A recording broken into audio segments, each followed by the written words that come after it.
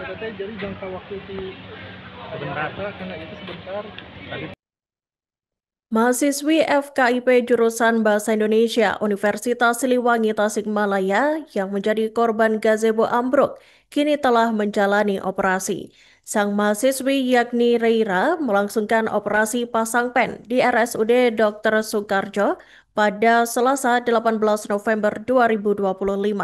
Diketahui ia menderita cedera retak tulang pipi lantaran tertimpa bangunan gazebo yang ambruk selesai latihan teater. Dan untuk informasi selengkapnya, Tribuners, kami telah terhubung dengan jurnalis dari Tribun Priangan, Jainal Abidin. Silakan rekan Jainal Abidin dengan laporan selengkapnya. Ya, baik, Ireka izin melaporkan mahasiswi FKIP Universitas Siliwangi telah menjalani operasi yang memang awalnya mahasiswi tersebut atas nama Reika mengalami cedera retak tulang pipi usai tertimpa bangunan gazebo yang terjadi di area kampus FKIP Universitas Siliwangi pada Minggu 17 November 2025. Menurut Wakil Rektor Universitas Siliwangi, Gumilar Mulya menjelaskan memang pihaknya sampai saat ini terus memantau perkembangan mahasiswa tersebut. Karena dari 18 mahasiswa tersebut, hanya Reika yang memang mengalami cedera cukup parah dan harus menjalani operasi. Hanya itu, Gumilar menambahkan untuk proses operasi sendiri sudah berlangsung pada hari Selasa yang memang dilaksanakan di Rumah Sakit Umum Daerah Dr. Soekarjo Kota Tasikmalaya. Hanya itu, Gumilar pun menambahkan untuk biaya semua pengobatan baik perawatan pun semuanya di-cover oleh pihak kampus Universitas Siliwangi. Karena hanya Reika saja yang memang sampai saat ini masih menjalani perawatan sekaligus proses penyembuhan di Rumah Sakit Umum Daerah Kota Tasikmalaya. Sementara itu, menurut ayah korban yakni Anton menjelaskan memang Reira ini menjalani operasi pada pukul 9 pagi dan selesai pada pukul 12. Untuk proses operasi sendiri sudah berjalan lancar dan sekarang anak saya tengah melakukan proses penyembuhan sekaligus pemasangan perban di area pipinya yang memang sempat mengalami cedera usai tertimpa bangunan gazebo. Anton pun menjelaskan dirinya sangat berharap untuk proses penyembuhan anaknya ini, meskipun sampai saat ini Reira masih dirawat di ruangan melati VIP 307 gedung Nukramatis RSUD Kota Tasikmalaya. Sementara itu, untuk proses investigasi, pihak kampus bersama Polres Tasikmalaya Kota dan program Kementerian PUPR masih melakukan investigasi terkait ambruknya bangunan gazebo yang memang sempat melukai belasan mahasiswa FKIP jurusan Bahasa Indonesia. Menurut PPK Prasarana Universitas Siliwangi, Syarif menjelaskan memang untuk jaringan ini yang memang ditopang oleh genteng tidak terjadi apa-apa, bahkan cukup kuat karena menurutnya pada tahun 2019 ini sempat dibangunkan dan semuanya ditopang tidak dipasang jaringan yang tunggal tapi dipasang dengan double. Hari pun mengklaim kondisi ini tidak diakibatkan oleh hari ini karena beberapa pekan ini cuaca cukup jelek hingga mengakibatkan bangunan gazebo rubuh hingga melukai belasan mahasiswi Universitas Siliwangi. Demikian Iraka yang kami dapat laporkan dari Kota Tasikmalaya. Kembali ke studio. Itu proses tadi operasi pukul berapa Pak kalau boleh tahu? Dari mulai pukul 9 sampai jam 12 ya.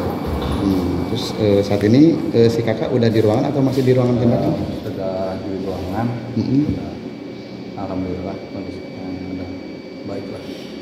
Tindakan berjalan lancar. Ya. Terus itu dipasang pen atau gimana Pak? Kalau menurut keterangan dari tim dokter untuk cederanya? Belum tahu pasti kalau saya.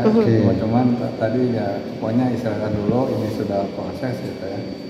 Istirahat gitu. Yang saya tahu hanya baru seperti itu. Mungkin yang lain. Mungkin harapan mungkin ke depan nih untuk proses pemulihan si kakak ini seperti apa mungkin harapan dari ya semoga cepat selesai saja, bisa lancar gitu sampai kondisinya betul-betul. Mungkin dari pandangan awal sih kita belum melihat secara dalam ya penyebab dari runtuhnya bangunan ini. Cuman kita sekarang dari pihak Sarpras Kecil terutama ya, kita masih mencari penyebab teknisnya itu apa seperti itu. Karena kalau dilihat secara dokumen bangunan itu semuanya udah memenuhi dengan persyaratan itu. Kita kan udah ada perhitungan struktur dan lain sebagainya. Kemudian spesifikasi bahan yang kita beli juga udah sesuai dengan yang jadi ketentuan. Cuman kita masih melihat apakah ini dari cuaca akhir-akhir ini yang agak jelek, mungkin nggak ada kelemahan struktur dan sebagainya, atau mungkin dari kelemahan istilahnya itu pemeliharaan. Cuman nanti kita masih belum bisa menyimpulkan secara dalam, mungkin seperti itu. Dan juga yang bertanggung jawab terhadap salah satunya sarana prasarana yang ada di Unsil. Sekaitan dengan pertanyaan tadi untuk para korban, sebagaimana diketahui kemarin saya sampai malam yang 17 orang sudah di rumahnya masing-masing dan diserahkan ke keluarganya, dan karena keluarganya juga ada di rumah sakit, kecuali yang 1 orang masih ditangani di rumah sakit umum Sukarjo dan harus dilakukan operasi hari ini mudah-mudahan.